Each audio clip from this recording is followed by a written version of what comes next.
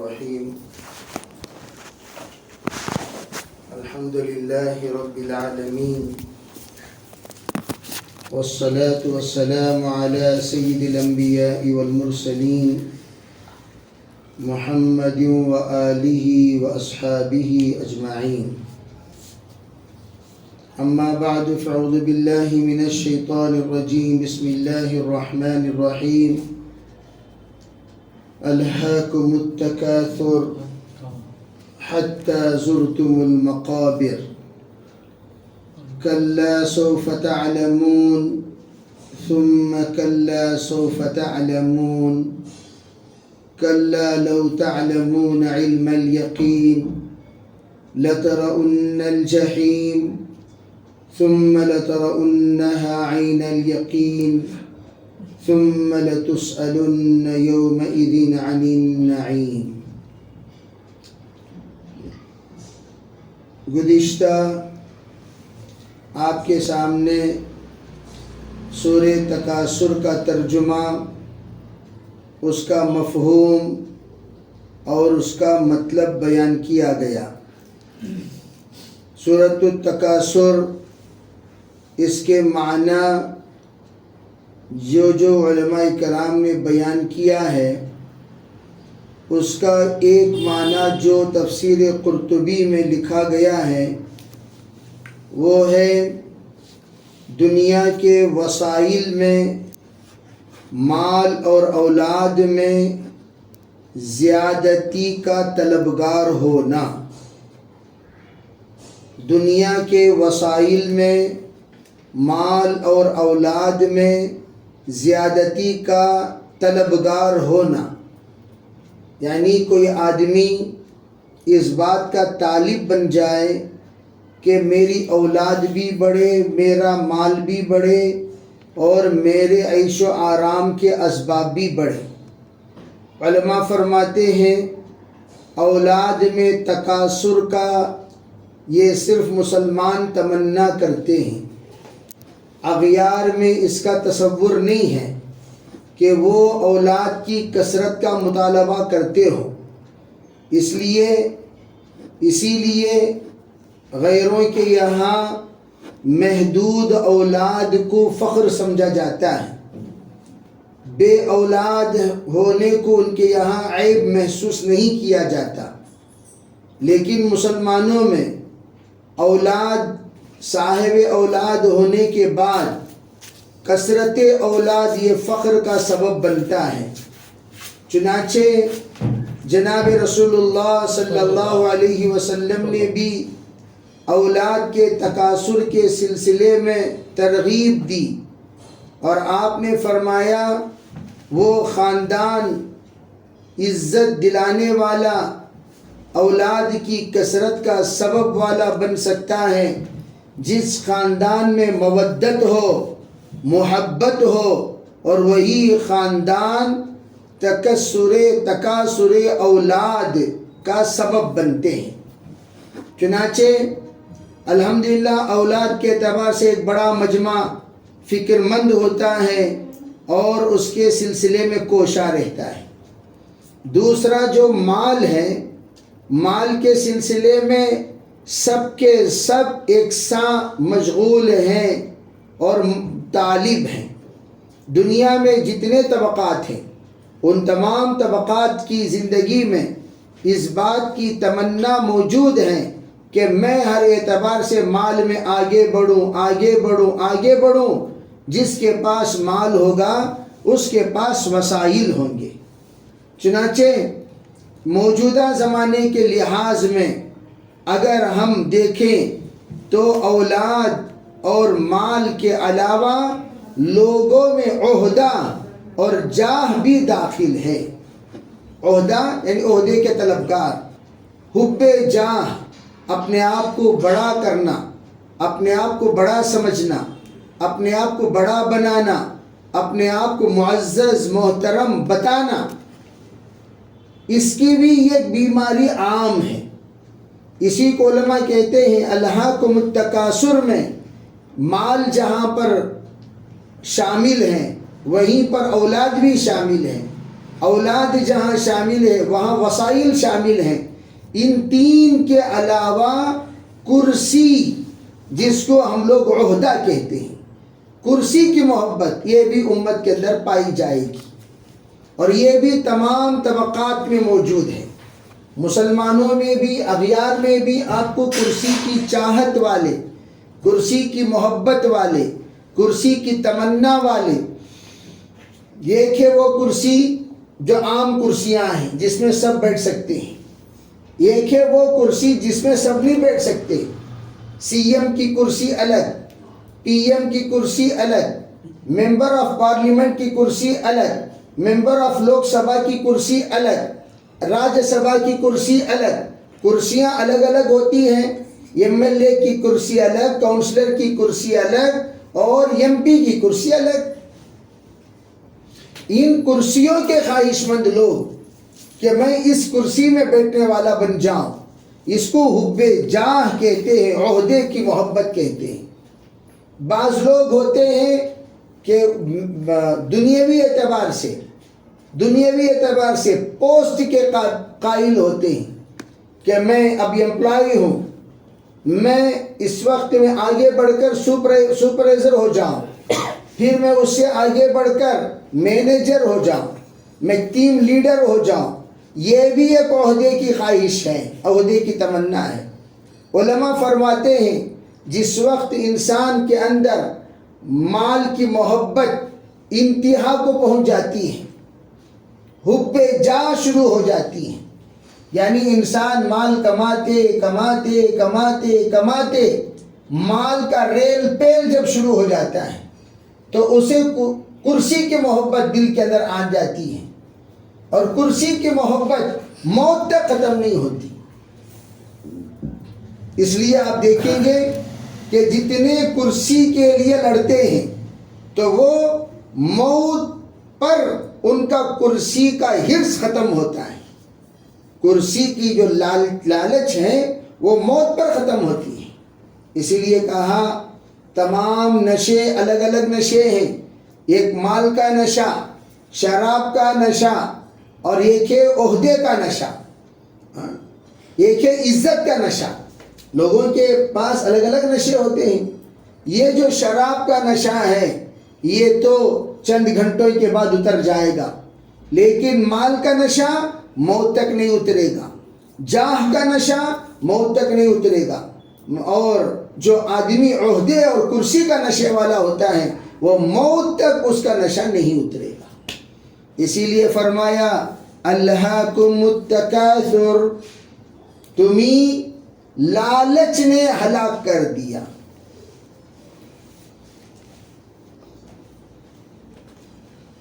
اس کا ترجمہ کیا کریں گے؟ فرمایا ہلاک کے معنی کیا؟ غفلت ایک ہلاکت ہے. بے ہلاک کے معنی انسان کے اندر کی جو غفلت ہے وہ خود ایک ہلاکت ہے. انسان اگر غافل ہو جائے تو یوں سمجھیے کہ وہ جذبات کے اعتبار سے ہلاک ہو گیا، خواہشات کے اعتبار سے ہلاک ہو گیا، اور اس کے اندر ارادے کے اعتبار سے ہلاک ہو گیا، نیت کے اعتبار سے ہلاک ہو گیا. تو الہاکم التکاثر یعنی اس کا مطلب کیا بیان کیا کہ تمہیں لالچ نے غفلت میں ڈال رکھا ہے. کس کی لالچ؟ زیادہ سے زیادہ حاصل کرنے کی لالچ نے تمہیں غفلت میں ڈال رکھا ہے. پھر کیا ہوا؟ یہاں تک کہ تم قبروں میں پہنچ جاتے ہو، حتی زرتم المقابر. اسی لیے کہا دو ہی چیزیں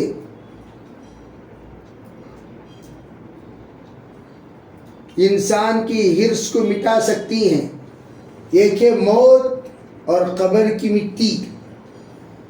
موت اور قبر کی مٹی.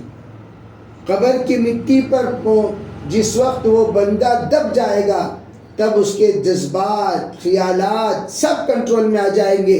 قبر کی مٹی پہنچنے تک حرص کرتا رہے گا، کرتا رہے گا، کرتا رہے گا، کرتا رہے گا. پھر کیا فرمایا؟ ہرگز ایسا نہیں چاہیے. تم کلا سوف تعلمون، ہرگز ایسا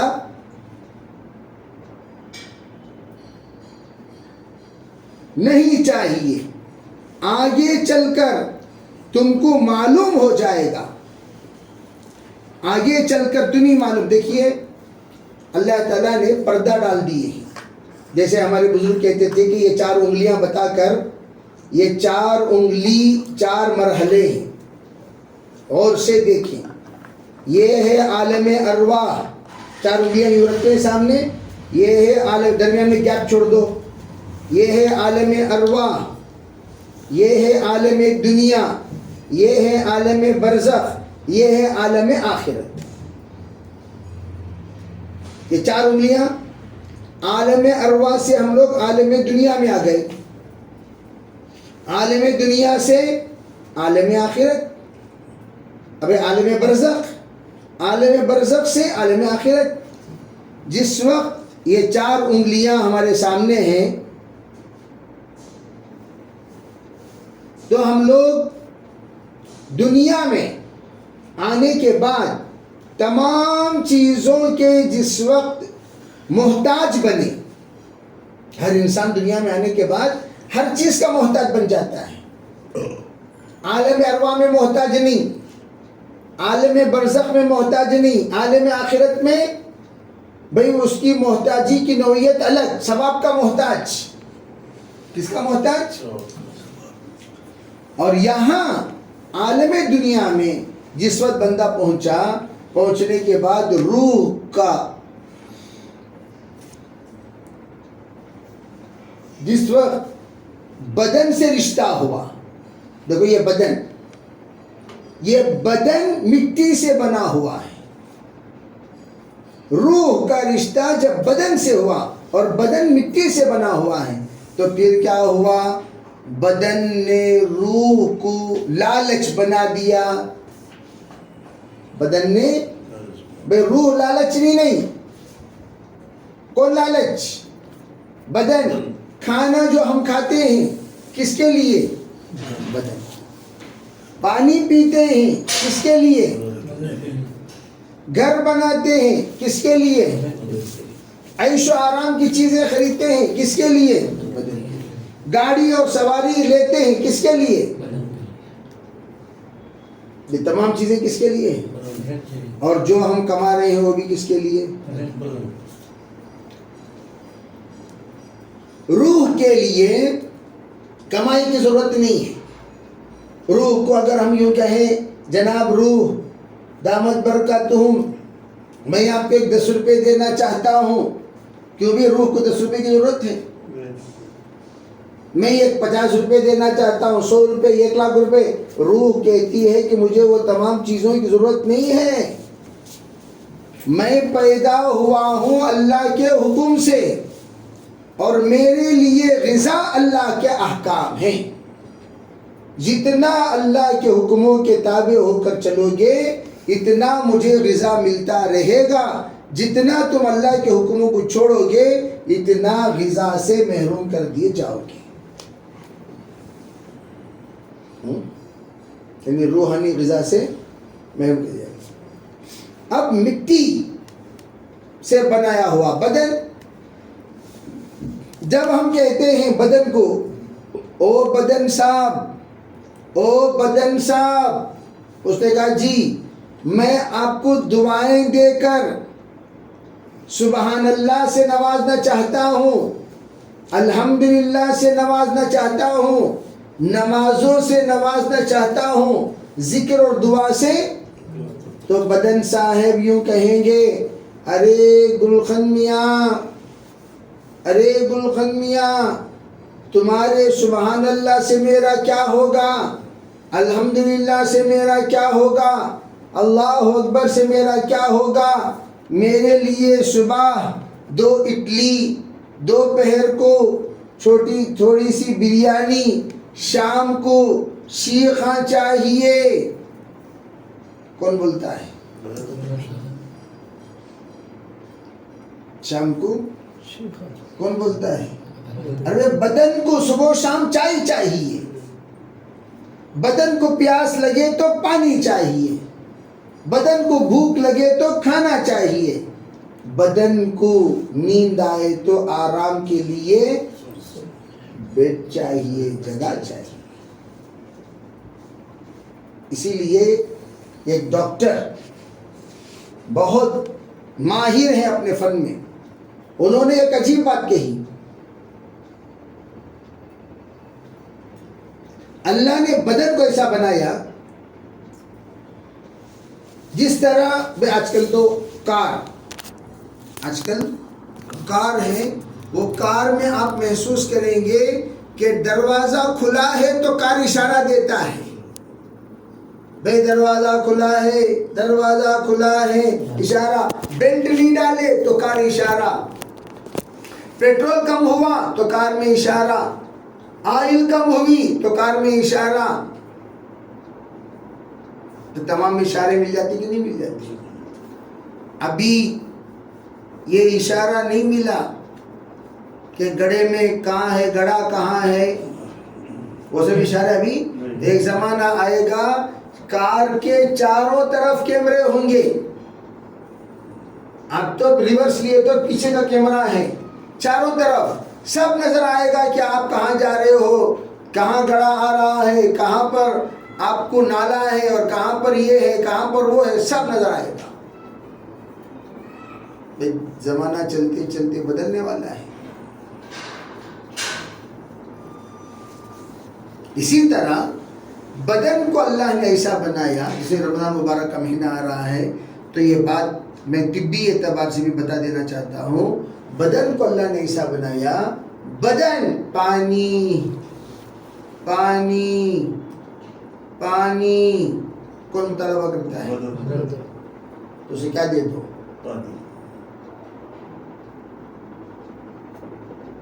اور بدن کا مطالبہ ہوتا ہے بھوک، کھانا دے دو۔ بدن کا مطالبہ ہوتا ہے نیند، سلا دو۔ بدن کا مطالبہ ہوتا ہے گرمی میں پنکھا چلا دو۔ بدن کا مطالبہ ہوتا ہے سردی میں پنکھا بند کرو، بند کر دو۔ یہ انڈیکیشن کون دے رہا؟ بدن دے رہا کہ نہیں؟ اور ہم لوگ کیا کرتے ہیں؟ پیاس لگے تو بدن سے ہم کہتے ہیں پانی نہیں دیں گے، کیا کہتے ہیں؟ پانی نہیں دیں گے۔ بھوک لگے کھانا نہیں دیں گے، نہیں آرام کا تقاضا ہو نہیں سلائیں گے۔ ہونا کیا چاہیے؟ جو مطالبہ ہو وہ دیتے رہو، دیتے رہو، دیتے رہو، دیتے رہو۔ کب؟ جبکہ آپ مکلف ہو ان تمام چیزوں کے کرنے کے۔ جب آپ روزے کی حالت میں ہو، قربانی سید کہتے ہیں بدن کو پیاس لگے، پانی نہیں دے رہے ہیں، بدن کو بھوک لگے، کھانا نہیں دیا جاتا، بدن تراویح چھوڑ کر آرام کرنا چاہتے ہیں لیکن اسے آرام نہیں کرایا جاتا۔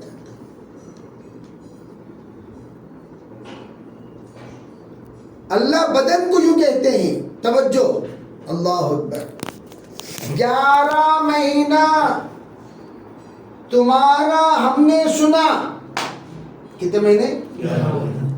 تمہارا یعنی بدن کا ہم نے سنا، 1 مہینہ ہماری تو سن۔ اگر 1 مہینہ بندہ روزہ رکھ لیتا ہے، روزے کے بارے میں بھی ہے، تو بدن کو اللہ حکموں کے تابع بنا دیتا ہے۔ کس کے تابع؟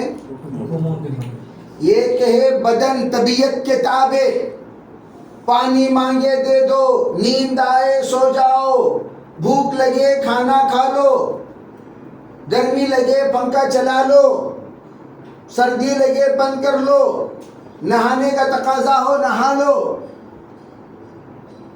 بیٹھنے کا تقاضا ہو بیٹھ جاؤ، کھڑنے کا تقاضا ہو کھڑے ہو جاؤ۔ تو یہ تھا بدن طبیعت کے مطابق۔ رمضان آ کر اس بدن کو شریعت کے مطابق بنا دیتا ہے۔ اس کے مطابق اب تک ہماری طبیعت چلی، رمضان میں کیا چلے گی؟ طبیعت کہتی ہے ناشتہ کرو، شریعت کہتی ہے سحری کرو، طبیعت کہتی ہے دوپہر کا کھانا کھاؤ، شریعت کیوں کہتی ہے کہ تم افطاری کرو؟ بدن کیا کہتا ہے؟ کھانا، اور شریعت کیا کہتی ہے؟ نہیں، تم افطاری کرو۔ ربی ٹائمنگ جو شریعت کہتی ہے اس کو بدن سننے لگتا ہے، تو علماء کہتے ہیں رمضان پیر بن کر آتا ہے بدن کا۔ کیا بن کر؟ پیر۔ رمضان پیر ہے بدن کا، مرشد ہے بدن کا، معلم ہے بدن کا، مربی ہے بدن کا، اور بدن کا رمضان استاذ بن کر آتا ہے، اور ہر اعتبار سے بدن کی رہبری کرتا ہے۔ آنکھ کہتی ہے دیکھو، شریعت کہتی ہے نہ دیکھ، زبان کہتی ہے بولو، شریعت کہتی ہے مت بول، بدن کہتا ہے سنو، کان کہتا ہے سنو، جو شریعت کہتی ہے نہ سن، بدن کہتا ہے سو جاؤ، شریعت کہتی ہے نہ سو، بدن کہتا ہے کہ میں روزہ نہ رکھوں، شریعت کہتی ہے نہیں۔ تو یہ تمام چیزیں رمضان کے ذریعے سے بدن کی تربیت ہوتی ہے۔ کیا ہوتی ہے؟ تو میں اس لیے عرض کرنا ہوں یہ باتیں، کلا سوف تعلمون، کلا ہرگز ایسا نہیں، آگے چل کر تم کو معلوم ہو جائے گا۔ ثم کلا سوف تعلمون، پھر جان لو ہرگز ایسا نہیں چاہیے، ان قریب تم جان لو گے۔ پھر آگے کیا کہا؟ کلا لو تعلمون علم الیقین، فرمایا کہ کاش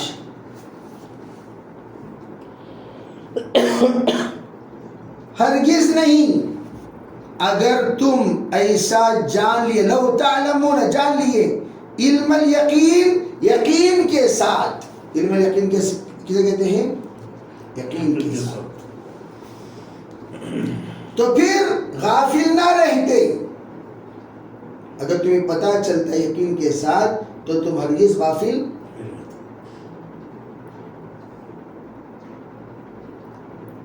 ہم لوگ اس بات پر ذرا توجہ دیں کہ جو علم الیقین کہا گیا ہے، علم الیقین سے مراد ایسا علم جس کو آنکھوں دیکھا، کانوں سے سنا، اس علم کو علم الیقین کہتے ہیں۔ یعنی کان سے سنے اور آنکھوں سے بھی اس کا دیدار ہو گیا، اسے کیا کہیں گے؟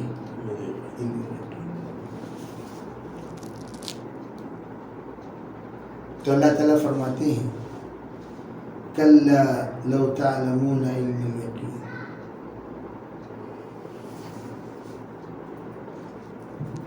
اب یہاں سوال پیدا ہوا، پھر ہرگز ایسا نہیں، ان قریب تم جان لو گے، جو کہا یقین کے ساتھ، اور یہ کہا کہ تو غافل نہ رہے، اور تم غافل نہ رہتے۔ کیا مطلب؟ یعنی اس وقت جو تم لوگ پوری زندگی کھپا کھپا کھپا کھپا کر تباہ کر کر رکھے ہو، اگر تمہیں پتہ چلتا یہ سب کے سب بے ثباتی، اس کی کوئی بنیاد ہے ہی نہیں، اس کی کوئی مضبوط گرفت ہے ہی نہیں، سب کے سب سرسری چیزیں ہیں۔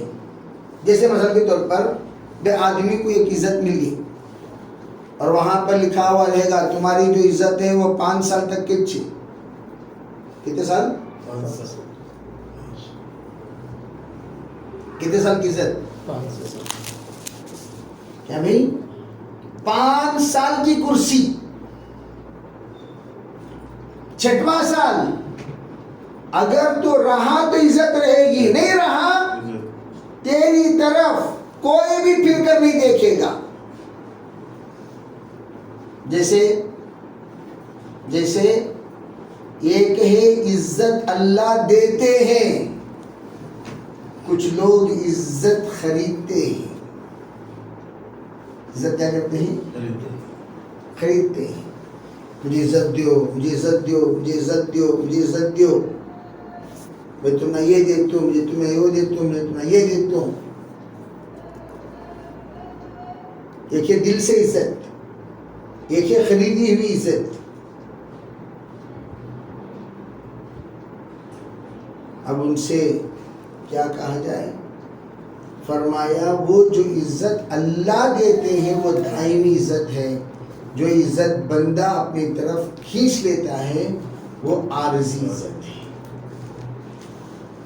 کسی کو یہاں فرماتے ہیں کہ اگر تم جان لو اچھی طرح تو لَتَرَوُنَّ الْجَحِيمَ، تو آپ سب سے یوں کہہ سکتے ہو کیا؟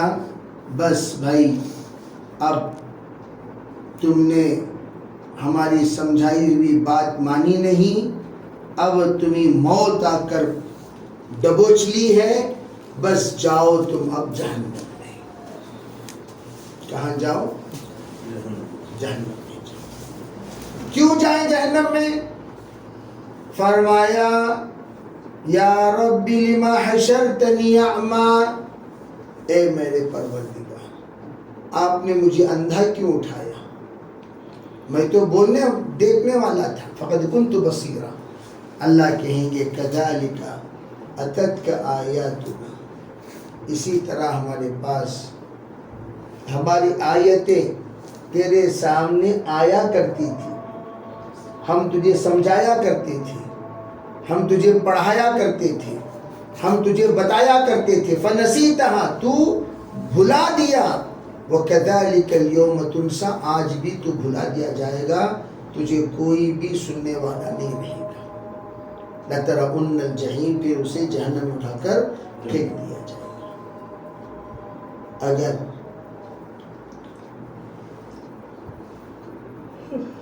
ہمارے ذمے اللہ نے اور بھی کام دیے ہیں، کیا فرمایا؟ پھر جان لو کہ تم کو یقین کی آنکھوں سے دیکھو گے. فرمایا پھر اس دن تم سے ساری نعمتوں کے بارے میں پوچھ ہوگی. فرمایا ثم لترونها عین الیقین ثم لتسألن یومئذ عن النعیم. پھر اللہ تمام نعمتوں کے بارے میں تم سے پوچھو گے. لتسألن یومئذ عن النعیم.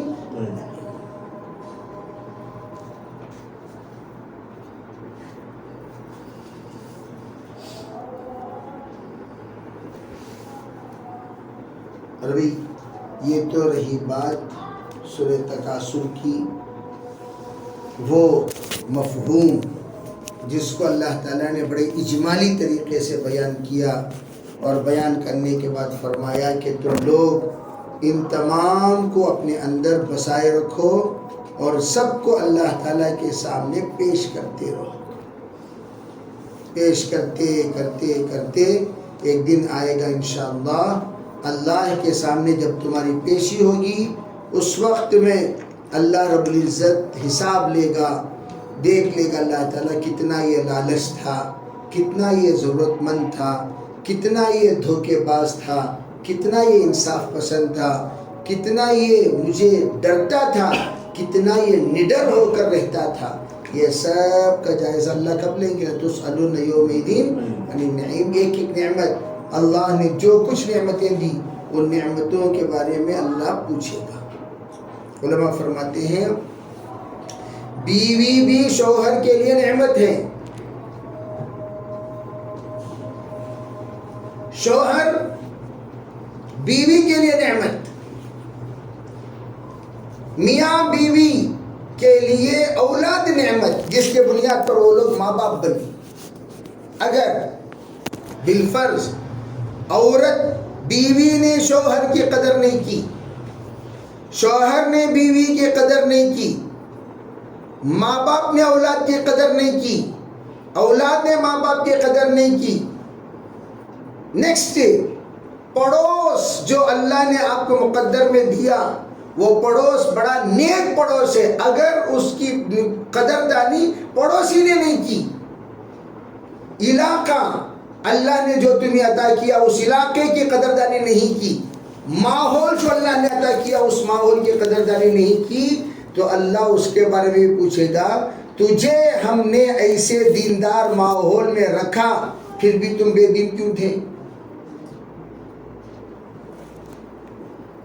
ایک ہے ماحول کا مقابلہ کرنا، ایک ہے ماحول کے موافق ہو جانا۔